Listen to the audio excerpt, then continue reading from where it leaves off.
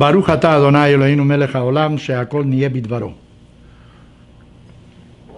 Several decades ago, to be exact in 1950, I saw a Japanese film called Rashomon, very famous director Akira Kurosawa.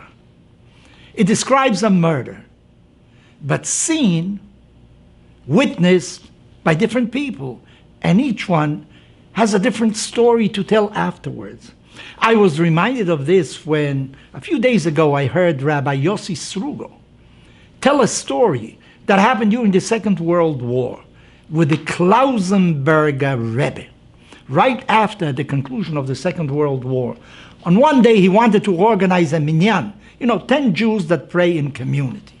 He had 9. There was a 10th one, but the 10th one didn't want to participate.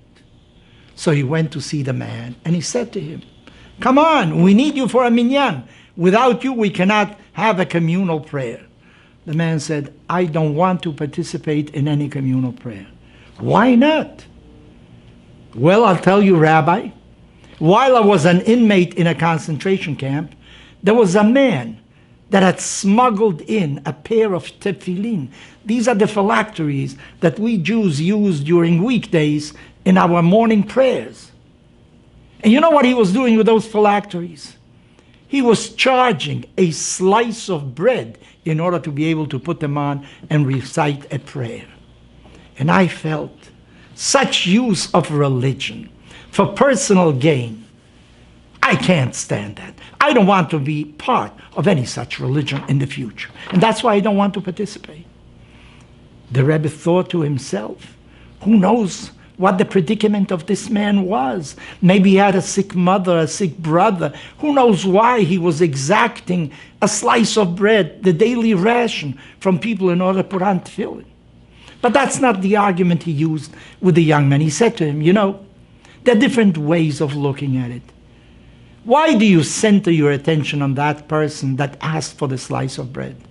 Why don't you look toward the Jews that were willing to give their daily ration in order to be able to put on the pair of tefillin? Why don't you look upon their devotion, even in a very dire moment, where they didn't know whether the following day they would receive another slice of bread, yet they were willing to offer it in order to fulfill a mitzvah, because this way they felt tied to the Almighty. They felt tied to the Jewish people, to its history. It was a way of expressing their innermost feelings of faith with the Lord.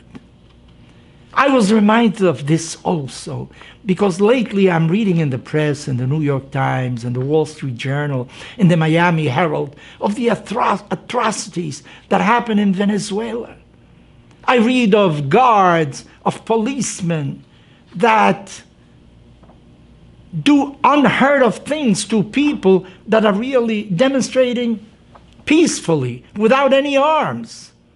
There are tear gases that are thrown at them, sometimes even hurting them personally. As a matter of fact, there seems to be a death every day. It's over 60 days that they're marching, and there is at least a death every day.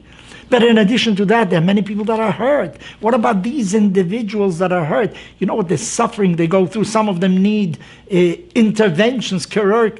They have to go for surgery and whatnot. It's not that easy. But yet I was thinking to myself, why do I think of these people that show inhumanity? Why don't I really think of the young people that are demonstrating?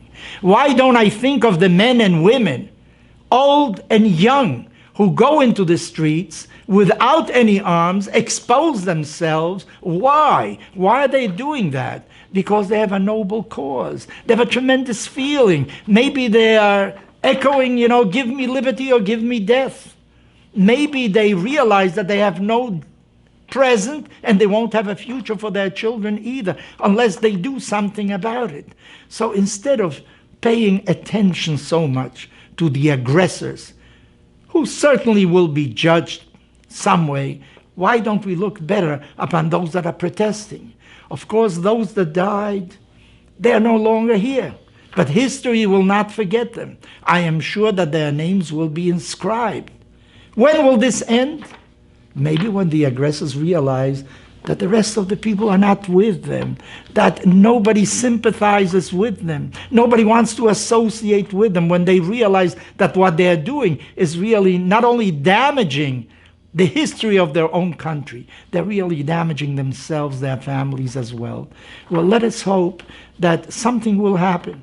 If you want to be in Venezuela, on whose side do you want to be? Do you want to be on the side of the aggressors, or do you want to be on the side of those that demonstrate peacefully? I am sure that if you were there, you would be one of those who would march in order to ask for freedom in Venezuela again.